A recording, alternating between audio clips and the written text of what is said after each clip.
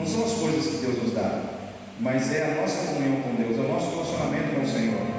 E esse relacionamento, eu vejo que antes da pandemia chegar, muitas pessoas estavam sendo um relacionamento frio, distante, sem compromisso. E eu acredito, irmãos, que através dessa enfermidade, dessa doença, dessa pandemia, Deus está trabalhando tudo isso na vida desses crentes. Quem não estava com compromisso, Deus está tentando trazer compromisso. Quem está vivendo um relacionamento distante com Ele, Deus está trazendo para mais perto. Porque Deus nos quer para Ele, irmãos. Sabe qual é o grande troféu de Deus nesse mundo? As nossas vidas. O que Deus quer levar nesse mundo? Nós. Ele não quer os nossos bens, Ele não quer a nossa casa, Ele não quer o nosso carro. Ele quer as nossas vidas. Foi por isso que Jesus morreu e ressuscitou, para salvar cada um de nós. Então nós somos o tesouro de Deus. Então vamos pedir para Deus atrair o nosso coração para Ele.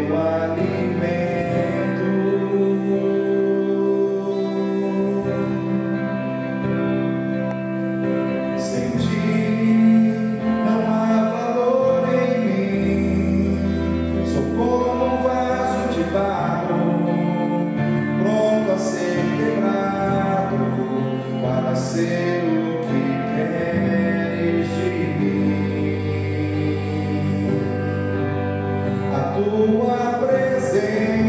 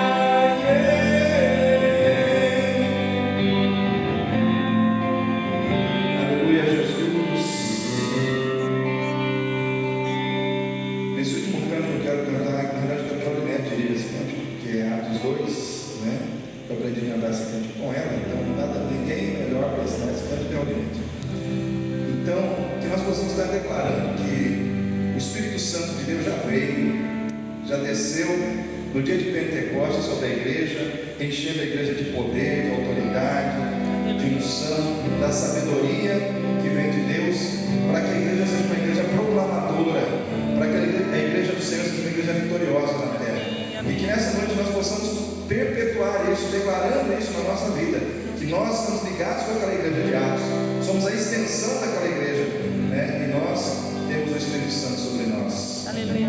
Amém.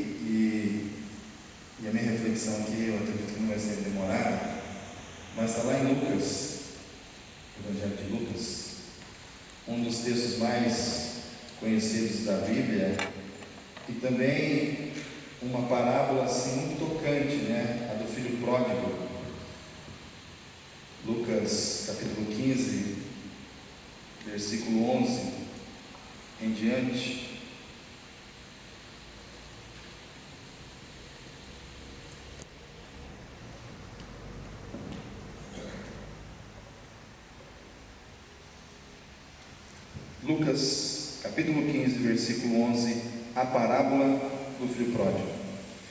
Então, nos diz assim a palavra de Deus, Jesus ensinando aos seus discípulos, conta-lhes uma parábola, e disse: um certo homem tinha 2 filhos. O mais moço deles disse ao pai: Pai, dá-me a parte dos meus bens que me pertence, e ele repartiu por eles a fazenda. E poucos dias depois, o filho mais novo, ajuntando tudo, partiu para uma terra longínqua e ali desperdiçou os seus bens, vivendo dissolutamente ou irresponsavelmente. E havendo ele gastado tudo, houve naquela terra uma grande fome, e começou a padecer necessidades. E foi e chegou-se a um dos cidadãos daquela terra, o qual mandou para os seus campos apacentar porcos, e desejava comer e encher o seu estômago com as bolotas que os porcos comiam, e ninguém lhe dava nada. E tornando em si, disse: quantos empregados de meu pai têm abundância de pão, e eu aqui pereço de fome. Levantar-me-ei, irei ter com meu pai, e dir-lhe-ei: Pai, pequei contra o céu e perante ti, já não sou digno de ser chamado teu filho, faz-me como um dos teus empregados. E levantando-se foi para seu pai, e quando ainda estava longe, viu seu pai, e moveu de íntima compaixão, e correndo, lançou-se-lhe ao pescoço e o beijou.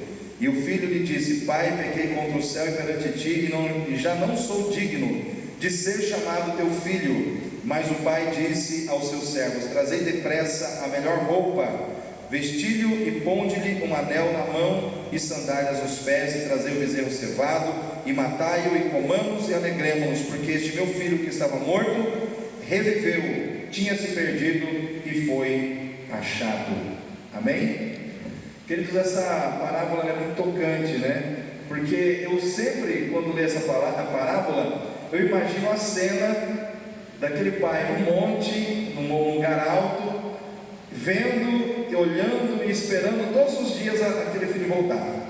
E aí eu imagino aquela cena, quando aquele pai vê aquele filho e ele não resiste, e ele vai e abraça aquele filho e lhe dá um beijo, né? Um filho que se perdeu nos seus caminhos, um filho que fez escolhas ruins para si mesmo e sofreu as consequências. Tem uma frase que diz assim, né, que nós podemos fazer boas ou más escolhas, mas nós não podemos escolher as consequências que elas trarão. Ou seja, se elas foram boas, as consequências serão boas. Se elas foram más ou erradas, infelizmente as consequências serão erradas. Mas o que eu quero pegar aqui, irmãos, nesse texto, o que o Espírito Santo trouxe no meu coração nesse tempo que nós estamos vivendo aí, essa pandemia, esse momento de aflição, esse momento de angústia, o que a aflição pode nos ensinar, né? O que nós podemos aprender em tempos de aflição? A aflição, ela é pedagógica, às vezes, na nossa vida. Às vezes nós aprendemos mais em tempos de aflição do que em tempos de bonança, né? Por quê, irmãos?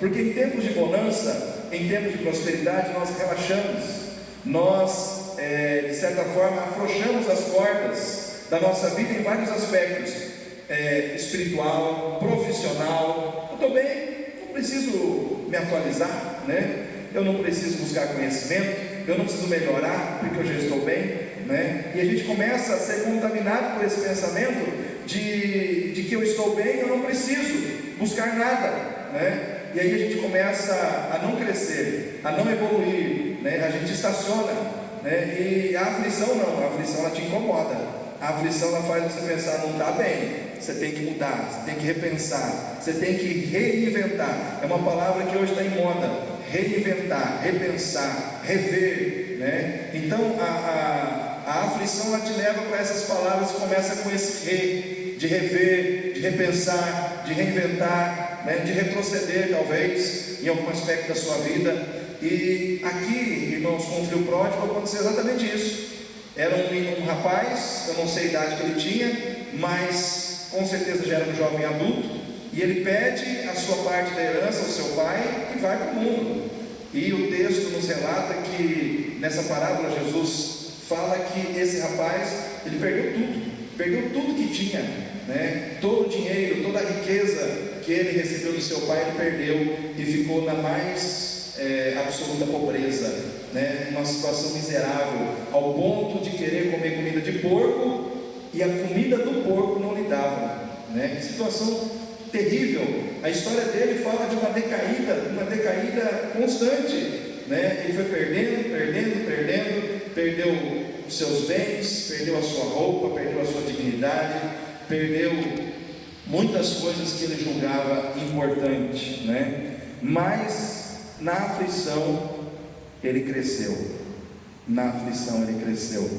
Eu quero que você diga para a pessoa que está do seu lado: você pode crescer na aflição.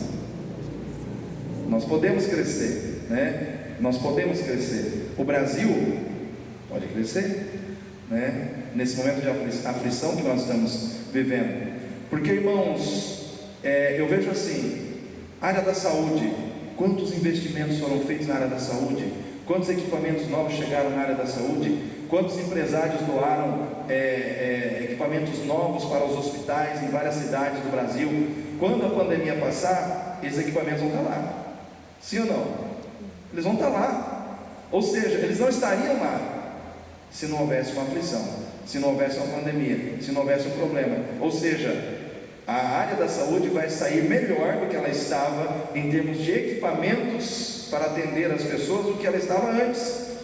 A experiência que as pessoas estão adquirindo hoje em lidar com esse tipo de situação, tanto aqueles que atuam na área médica, na área de socorros, né, aqueles que atuam no comércio, porque quem atua no comércio vai ter que repensar a sua maneira de fazer comércio, né? Imagina quantos dias ficou parado e agora precisa vender, precisa pagar as contas.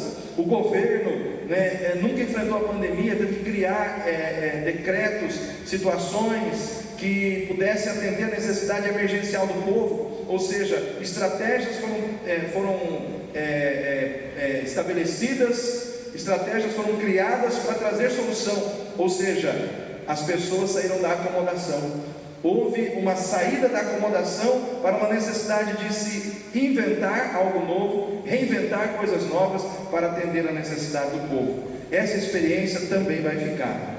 Irmãos, e aquele jovem, ele aprendeu com a aflição. E uma das coisas que eu acredito que ele aprendeu com a aflição é que é muito prejudicial para nós não sabermos esperar o momento certo. Tudo na nossa vida tem um momento certo, né?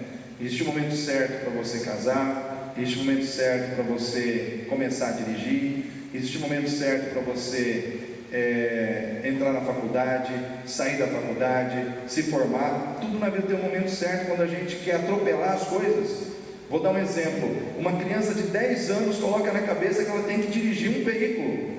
Ela não vai se dar bem se ela não tirar essa ideia da cabeça e esperar o momento em que ela vai ter primeiro a maioridade, a condição de começar a praticar para poder tirar a sua carteira de habilitação. Se ela quiser fazer isso antes, não, o resultado não vai ser bom, né? E esse jovem, ele antecipou as coisas, ele foi impaciente. A impaciência muitas vezes nos prejudica. Querer as coisas antes do tempo, querer que as coisas aconteçam para ontem, querer aquilo que já é nosso e que vai acontecer no tempo certo, porque a herança que aquele jovem tinha já era dele. Ele não precisava pedir aquela herança naquele momento, ele só precisava esperar o momento certo. Ela viria naturalmente, e talvez ele não precisasse perder tudo, sofrer, chorar desnecessariamente, mas sofreu porque foi impaciente.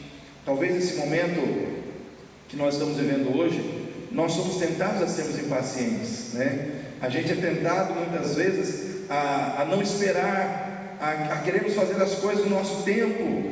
Eu quero dizer para você: espera, tenha calma, tenha paciência. Deus está no controle, Deus está agindo, Deus está com a mão estendida. Espera no Senhor, né? Esperei com paciência no Senhor, Ele se inclinou para mim e atendeu-me. Foi o que o salmista falou. Nós temos que esperar, irmãos, temos que saber esperar o agir de Deus, porque muitas vezes Deus está agindo, e se nós formos agir, nós atrapalhamos o agir de Deus. Vou dar um exemplo que para mim fala muito na Bíblia, que é o exemplo de Abraão. Deus disse: eu te darei um filho, e ele, através dele, eu continuarei o plano que eu estabeleci contigo. E Abraão começou a esperar aquele filho, só que chegou um momento em que ele achou que Deus estava demorando demais, e eles resolveram então dar uma mãozinha para Deus. E aí Abraão acabou tendo, vamos dizer assim, fora da vontade de Deus, o projeto de Deus, ele acabou tendo relações com Agar, a serva da sua mulher, pensando que ele poderia ajudar a Deus, e na realidade ele criou um problema que trouxe dor, que trouxe sofrimento para Agar, para Ismael, que tiveram que sair expulsos de sua casa, porque não era aquilo que Deus havia projetado. E quando a gente faz, ou a gente age de maneira precipitada, a gente faz pessoas sofrerem. Pessoas sofrem por causa das nossas precipitações. Nós fazemos pessoas sofrerem porque muitas vezes somos impacientes. Então eu quero dizer para você, querido, você não precisa sofrer e nem fazer outras pessoas sofrerem, se você souber esperar, né? Espere. A aflição com certeza ensinou aquele jovem que ele deveria ter esperado, ele deveria não ter sido impaciente, ele não deveria ter tomado aquela atitude, ele não tinha atingido a maturidade necessária para lidar com aquela situação. E maturidade não é dom, maturidade é processo. Vou repetir: maturidade não é dom, maturidade é processo de aprendizagem. Você precisa crescer no processo, onde você vai aprendendo. Às vezes você acerta, às vezes você erra, aí dentro do erro você aprende, e você vai amadurecendo, aprendendo com os seus erros e com os seus acertos, se tornando mais experiente, menos vulnerável aos seus sentimentos, menos vulnerável aos seus desejos, mas mais seguro na hora de tomar decisões. Maturidade não é dom, maturidade é processo de crescimento ao longo do tempo, e todos nós precisamos esperar. Muitos amadurecem mais rápido que outros, né? Existem pessoas que às vezes são mais jovens do que outras e conseguem amadurecer mais rápido. Tem gente que passa o tempo, ela envelhece e não amadurece. Acontece essas coisas, né? Porque a maturidade, ela depende muito da nossa disposição de querer crescer, né? Se você quiser crescer, você vai crescer. Se você não quiser crescer, você não vai crescer, ou o crescimento vai ser demorado para você. Então a aflição, ela é pedagógica, ela, às vezes ela nos ensina, né? Na aflição, irmãos, aquele jovem aprendeu que a impaciência é perigosa e pode gerar situações de dor na nossa vida e na vida de outras pessoas. A aflição também ensinou algo muito interessante àquele jovem. A aflição ensinou que muitas vezes dentro da aflição nós encontramos a humildade para reconhecer erros da nossa vida, falhas da nossa vida, que nós precisamos reconhecer e consertar. Eu fico pensando, irmãos, hoje com essa pandemia, quantas pessoas talvez não tiveram que repensar suas vidas, reconhecer falhas, reconhecer erros praticados com pessoas dentro de suas próprias casas, né? Porque o erro que aquele jovem cometeu foi com uma pessoa dentro da sua casa. Ele teve que reconhecer isso. Será que hoje, pelo fato de termos sido confinados e forçados a estarmos mais juntos em família, talvez muitas pessoas dentro de casa não tiveram que reconhecer falhas e erros que estavam muitas vezes cometendo com pessoas dentro da sua própria casa? Eu penso que sim, irmãos.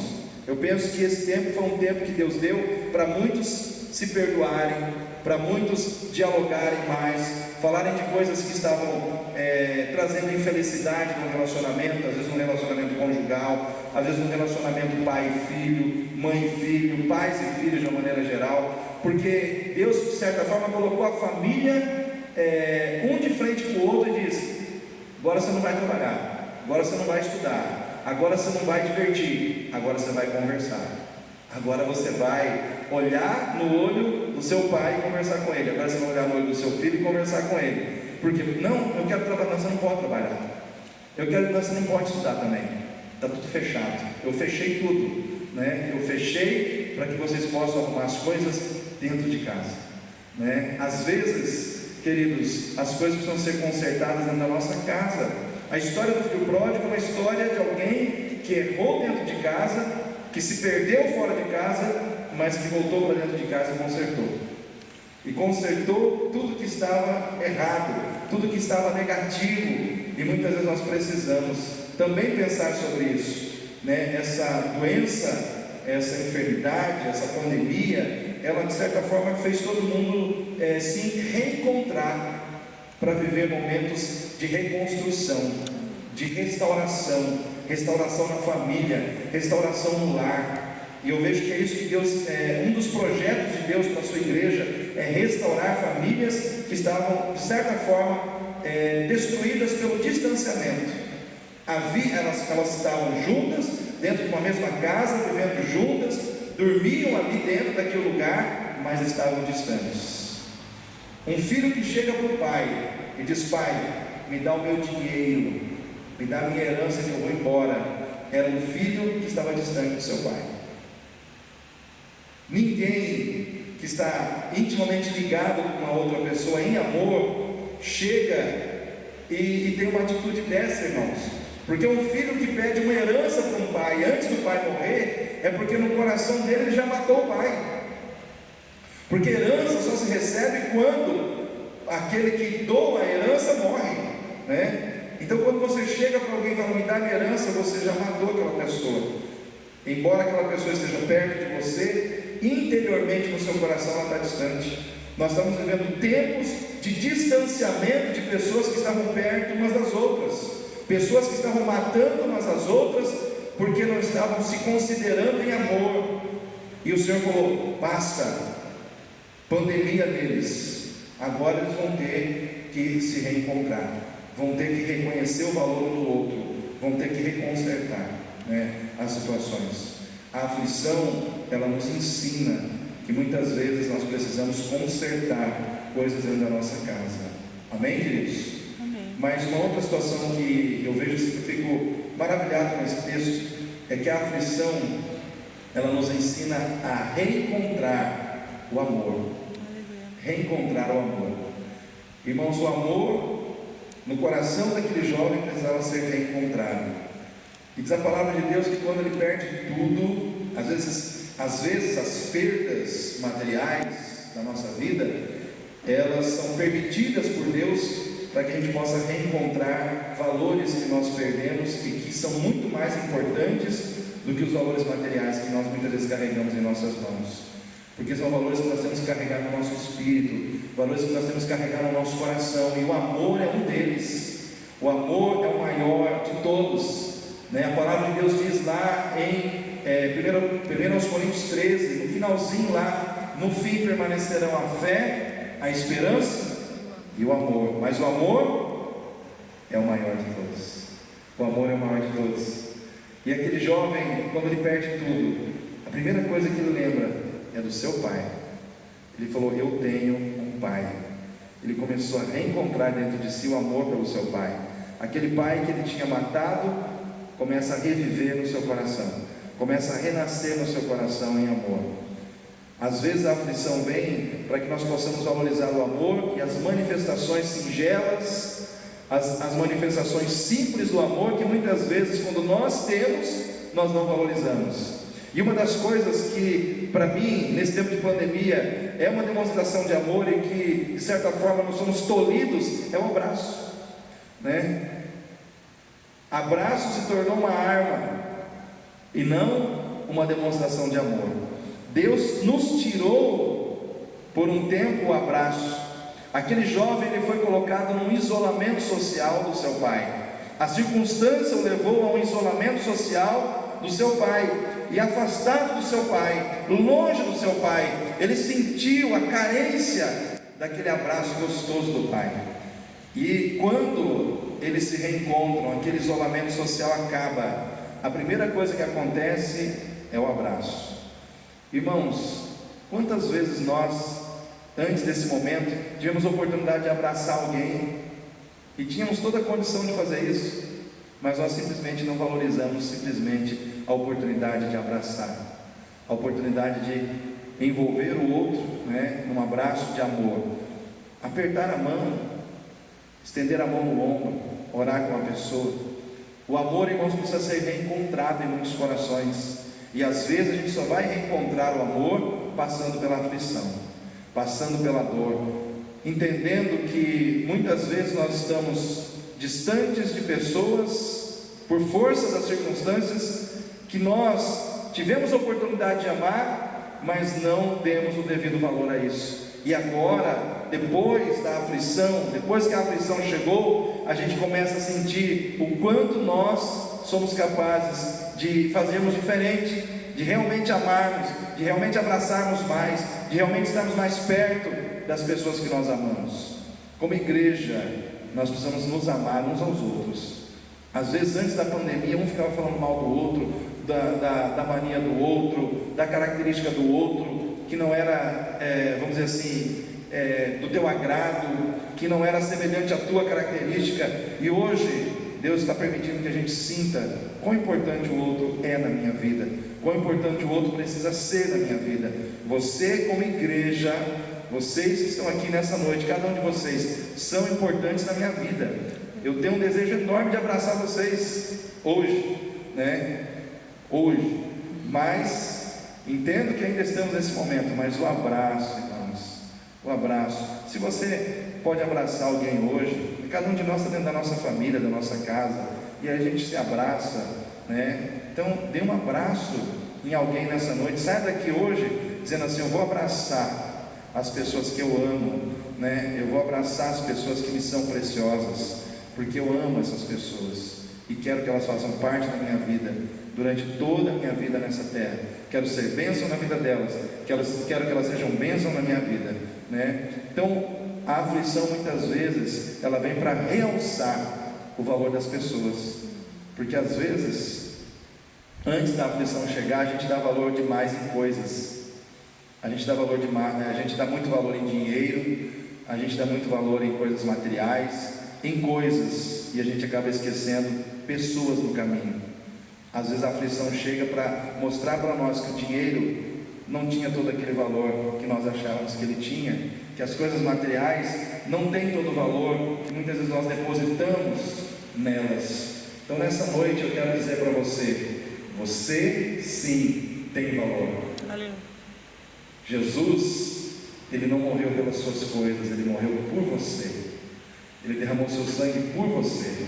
E Ele disse, uma alma vale mais do que o mundo inteiro.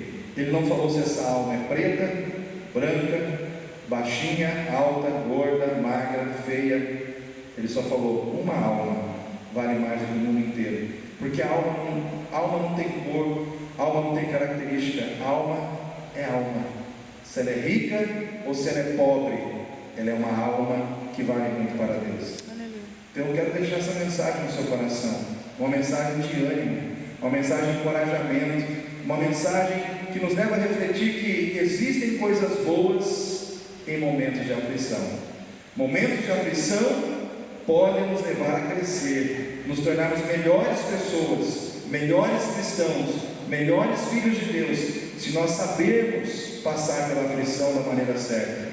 Qual é a maneira certa? Se arrependendo dos nossos pecados, reconhecendo que valorizamos as coisas erradas e por isso fracassamos em muitos momentos da nossa vida, e é hora de nós voltarmos para o braço do nosso Pai. A aflição, queridos, ela nos leva, fechando essa mensagem, ela nos leva para a nossa origem. Alguém me mandou um vídeo uma vez de um médico falando sobre essa questão de origem, que alguém chegou para ele e falou, o senhor é de origem rica, o senhor é de origem pobre. Ele falou, o senhor está totalmente equivocado. A nossa origem não está naquilo que nós temos, não está na nossa classe econômica, na nossa classe social, não está na nossa vocação, não está naquilo que eu tenho a nível de formação ou naquilo que o outro não tem a nível de formação. A nossa origem, ela está em Deus. Aleluia. Porque fomos criados à imagem e semelhança de Deus.